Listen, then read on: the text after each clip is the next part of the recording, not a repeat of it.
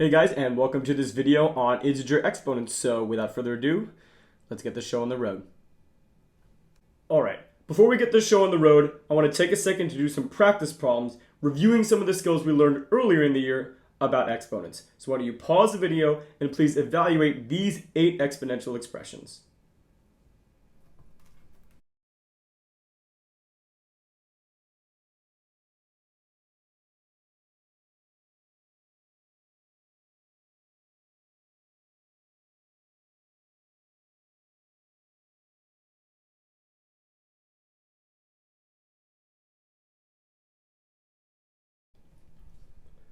Alright, so I hope that went well for you. And just a quick review for some terminology, the number that we're multiplying by itself, that's called the base.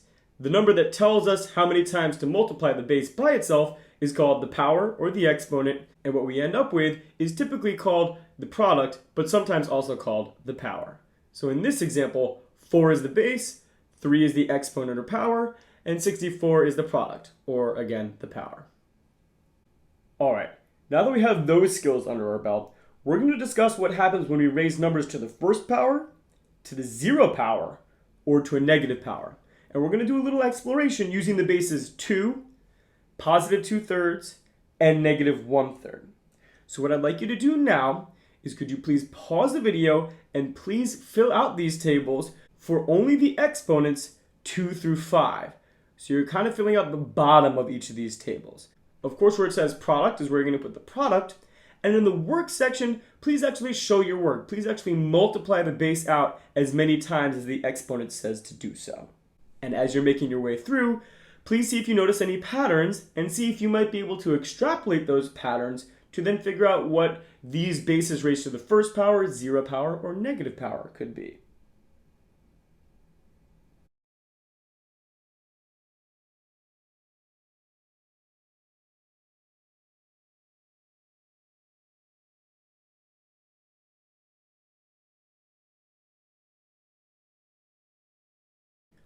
Alright, now that we got this work done, it's time to see if we notice any patterns. And one pattern that I notice is, for example, looking at the 2 table, every time our exponent increases by 1, of course it's no surprise that we keep on multiplying by an additional 2, so the product gets multiplied by 2. And there's no reason to think that that pattern would only happen for positive exponents, meaning that pattern must have been happening this whole table, even though we haven't filled it out. And of course, for the 2/3 table, every time our exponent went up by 1, we were multiplying by another 2/3, so our product got multiplied by 2/3. And of course, there's no reason to believe that this hadn't been happening the whole table. And last but not least, for the negative 1/3 table, of course, every time we increased our exponent by 1, we were multiplying by negative 1/3 one more time. So our product kept getting multiplied by negative 1/3. And again, there's no reason to believe why this hadn't been happening the entire table. Alright, so now it's time to kind of use this pattern and work backwards to figure out what happens when we raise these bases to the first power, 0 power, or a negative power. So now let's think about what happens when we go up the tables. So if we look at the 2 tables, now we're going to go backwards. As we go up the table, as our power gets smaller and smaller and goes to the negatives, our product keeps on getting divided by 2, divided by 2, divided by 2. And even better than saying that it's divided by 2 is we'll say that it gets multiplied by a half. So as we go up this table, every time the power decreases by 1, we're multiplying the product by a half. And now that we're equipped with this information, it should be no problem for us to find all these products for when we raise 2 to the first power or the 0 power, etc., etc. So let's find them. So of course, 2 to the first power, well, all we need to do is multiply 4 by a half. That's going to give us 2. 2 to the first power is just 2. What about 2 to the 0 power? Well, all we need to do is multiply 2 by a half, and we get 1. So 2 to the 0 power is just 1. Very interesting. All right, now we're going to make our way to the negative powers. 2 to the negative first power, all we need to do is multiply 1 by a half, and we get 1/2. 2 to the negative second power, we multiply a half by a half, and we get 1/4. 2 to the negative third power, we multiply a fourth by a half. We get an eighth.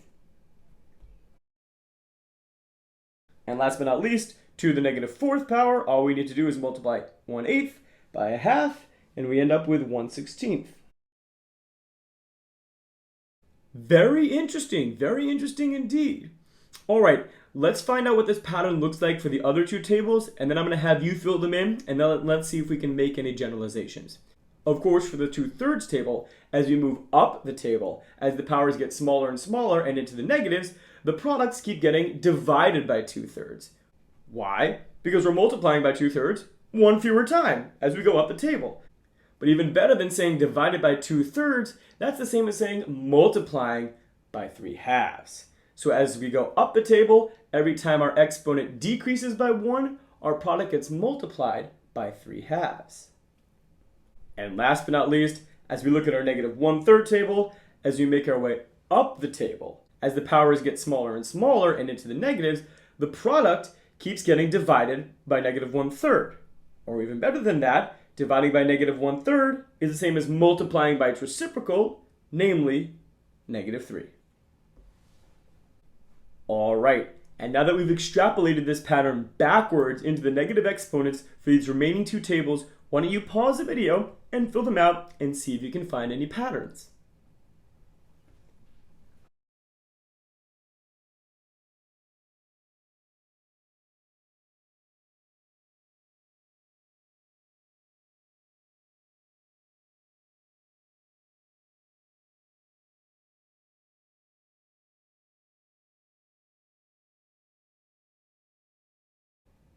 All right, so now that we're equipped with these three tables, let's see if we can generalize. Now note, we only did these for 3 specific numbers, but the patterns we find here are going to be true no matter what the base is. So let's talk about raising a number to the first power. Well, we found that 2 to the first power was 2, 2/3 to the first power was 2/3, and negative 1/3 to the first power was negative 1/3. And in general, any number raised to the first power is just itself. All right, now let's see what happens when we raise these guys to the 0 power. Well, 2 to the 0 power was 1, 2/3 to the 0 power was 1, and negative 1/3 to the 0 power was 1. And in general, that's going to be the case. Any non-zero number raised to the 0th power will be 1.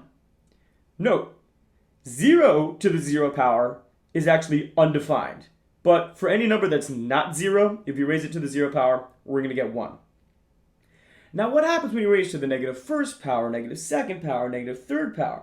Let's start by looking at the 2 table.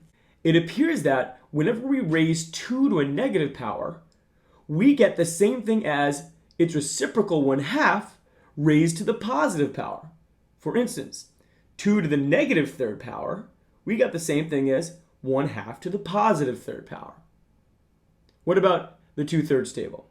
Again, it appears that raising 2/3 to a negative power yields the same thing as raising its reciprocal 3/2 to the positive power. For instance, 2/3 to the negative fourth power seems to be the same thing as 3/2 to the positive fourth power. All right, what about the negative 1/3 table? Again, it appears that raising negative 1/3 to a negative power yields the same result as raising its reciprocal, negative 3, to the positive power. For instance, negative 1/3 to the negative second power yields the same thing as negative 3 to the positive second power. And in general, this is going to be the case.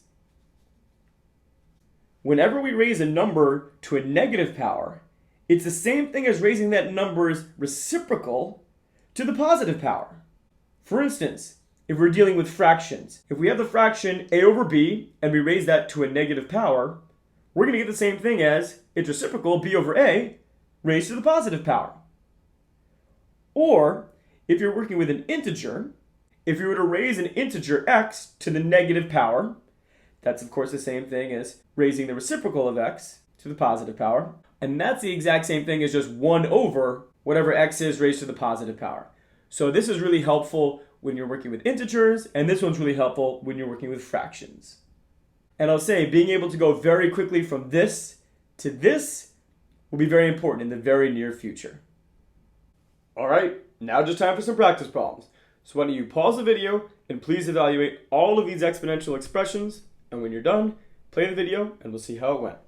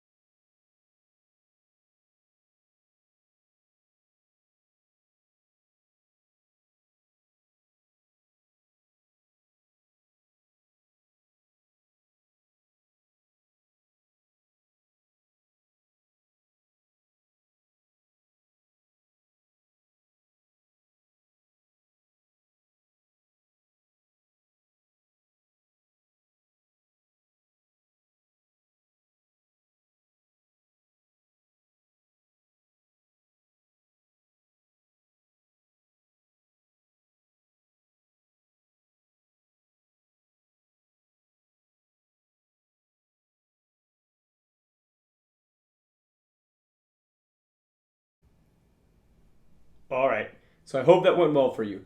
And just one common misconception that I want to clear up right now is that note, raising a number to a negative exponent doesn't mean that you're going to get a negative product. Raising a number to a negative exponent just means raise that base's reciprocal to the positive exponent. All right, guys, that's it for this video. I hope you found it helpful, and I hope you enjoyed.